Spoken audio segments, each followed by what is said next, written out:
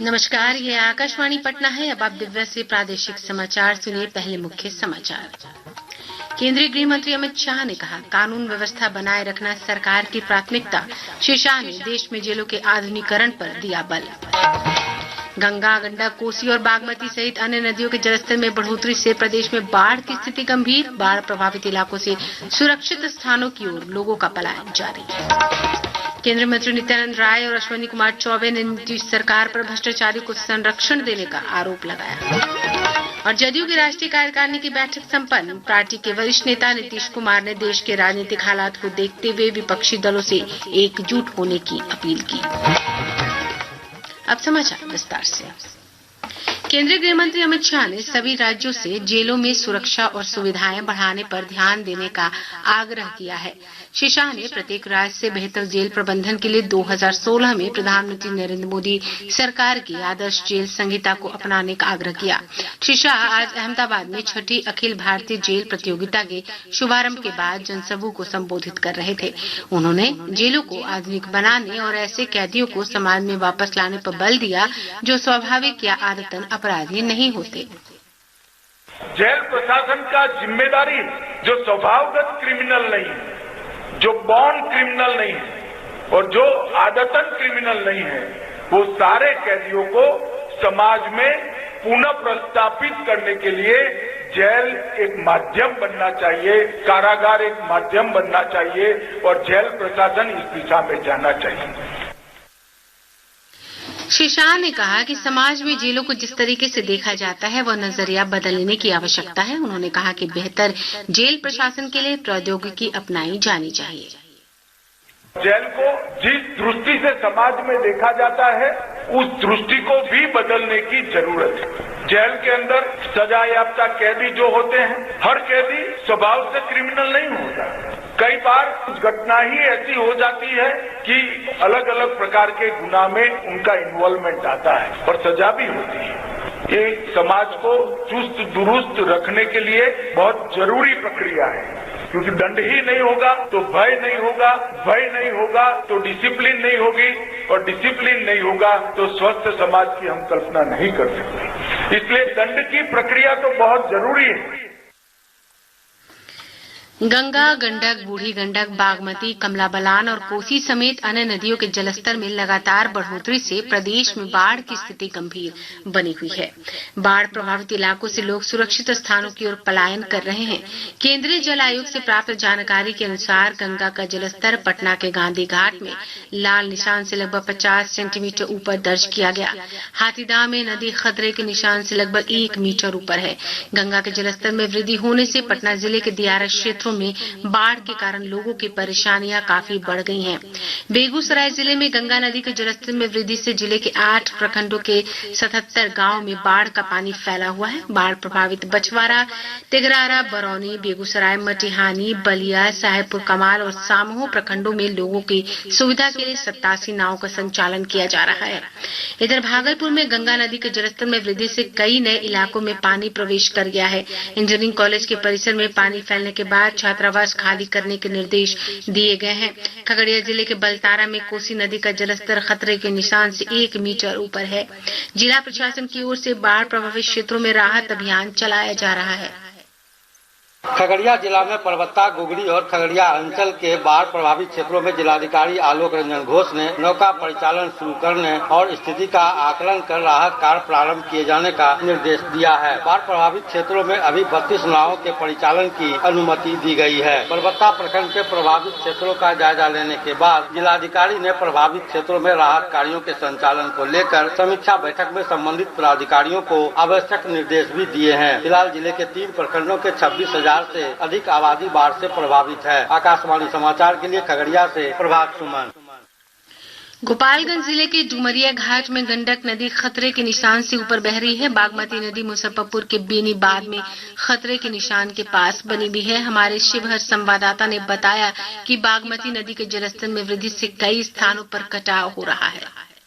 बागमती नदी के जलस्तर में वृद्धि होने से स्टेट हाईवे 54 के शिवहर मोतिहारी पथ में बिलवा के पास सड़क के ऊपर से पानी का बहाव शुरू हो गया है, जिससे इस पथ में आवागमन बाधित हो गया है। वहीं कई जगहों पर नदी के कटाव का दबाव भी बढ़ गया है। बिलवा के पास अरेराज कांवड़ यात्रा को लेकर बनाए गए कांवरिया शिविर में भी बाढ़ का पानी प्रवेश कर गया है। आकाशवाणी समाचार के लिए शिवहर से हरिकांत सिंह।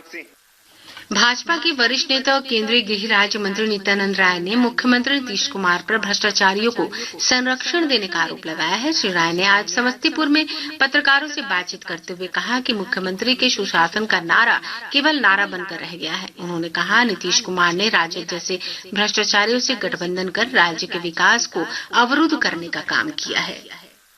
कि बिहार देखा है तो देश देखेगा। नीतीश जी, आपने तो बिहार को भी दिखा दिया और दुनिया को भी दिखा दिया और बिहार का नाम ही हंसवा दिया जब आप बोलते हैं कि भ्रष्टाचारियों को हम सहयोग नहीं करते हैं, भ्रष्टाचारियों को हम बचाते नहीं हैं। तो आपसे हम पूछना चाहते हैं कि तेजस्वी जी को आप क्या कहेंगे?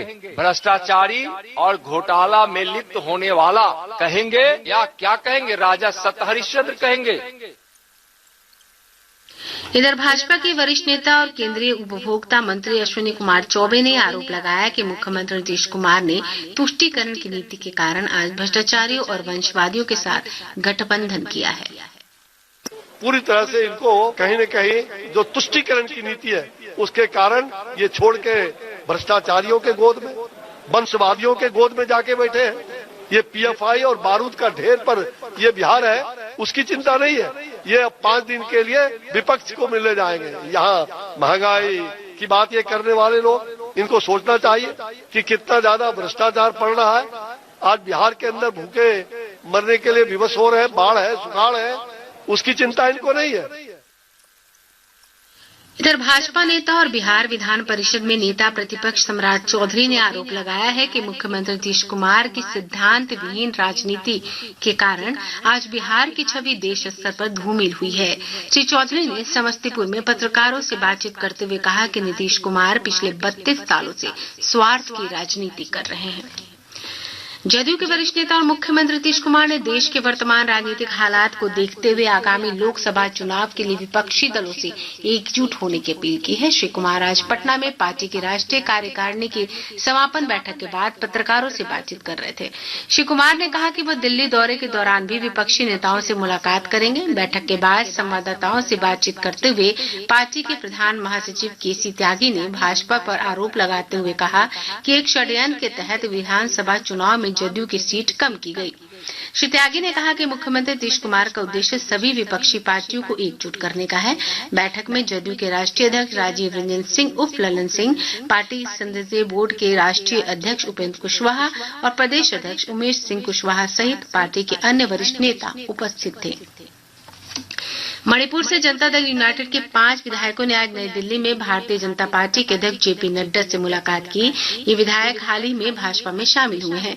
यह घटनाक्रम मुख्यमंत्री नीतीश कुमार के भाजपा गठबंधन से अलग होने के कुछ सप्ताह बाद सामने आया। प्रादेशिक समाचार आप आकाशवाणी पटना से सुन रहे हैं।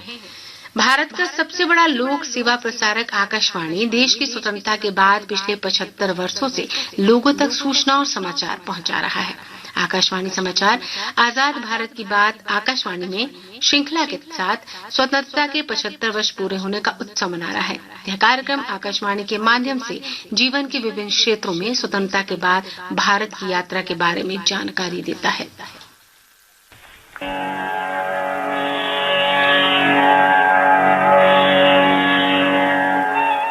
आजाद भारत की बात आकाशवाणी के साथ श्रृंखला की आज की कड़ी में हम आपके लिए वर्ष 2001 के बाद भारत रत्न पुरस्कार प्राप्त करने वाले लोगों की जानकारी लेकर आए हैं। वर्ष 2001 में भारत की कोकिला प्रसिद्ध पार्श्व गायिका लता मंगेशकर को भारत रत्न पुरस्कार से अलंकृत किया गया था। मैं उन लोगों को कभी नहीं भूल सकती हूँ। गाना बनाते थे, मुझे कहा करते थे, देखो लता, ये खास मैंने तुम्हारे लिए बनाया है, तुम नहीं गाओगी तो ये मैं गाना करूंगा नहीं। आज ये फिल्म देखते हुए मुझे सब लोग याद आए। मैं फिल्म इंडस्ट्री की बहुत बहुत आभारी हूँ। जो एक लता नाम का पत्थर था आज उन्होंने उसको भारत रत्न बना दिया है। फिल्म इंडस्ट्री नहीं होती तो मैं नहीं होती। मैं बहुत बहुत सबके आभारी हूँ, आपके आभारी हूँ। जनता ने मुझे हमेशा साथ दिया है, हमेशा दुआएं दी है, प्यार दिया है। शायद मैं इस काबिल नहीं हूँ इतना, उन्होंने मुझे स्नेह दिया है। हिंदुस्तान शास्त्रीय संगीत के विश्व विख्यात शहनाई वादक उस्ताद बिस्मिल्लाह खान को भी इसी वर्ष भारत रत्न से सम्मानित किया गया था।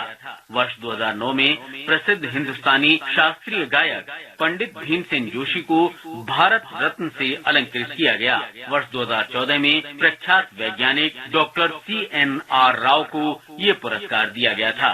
Airport in Trivandrum around 4:45 when I was waiting for the flight to Bangalore, I learnt about it. I'm very, very grateful. Working not just been writing papers after papers, books after books for the last 54 years. I have a large number of young people who have done PhDs with me, done research with me, and at the end of such a long career, if somebody looks at it and says it deserves the highest national award, I'm very grateful. I have got a lot of international awards in science, that is different. But getting a national award, my own country giving it, I think it's a great honor. Test cricket और एक दिवसीय अंतर्राष्ट्रीय cricket मैचों में 34,000 से अधिक run बनाने वाले दुनिया के एकमात्र खिलाड़ी सचिन तेंदुलकर को भी वर्ष 2014 में भारत रत्न पुरस्कार से अलंकृत किया गया था। It's the biggest honor for me and I'm extremely delighted on receiving Bharat Ratna.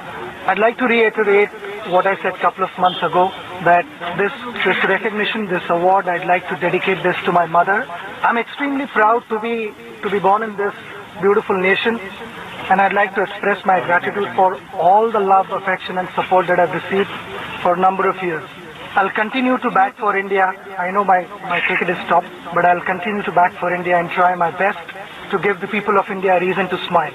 वर्ष 2015 में विद्वान और समाज सुधारक पंडित मदन मोहन मालवीय तथा पूर्व प्रधानमंत्री और अनुभवी सांसद अटल बिहारी वाजपेयी को भारत रत्न पुरस्कार से अलंकृत किया गया।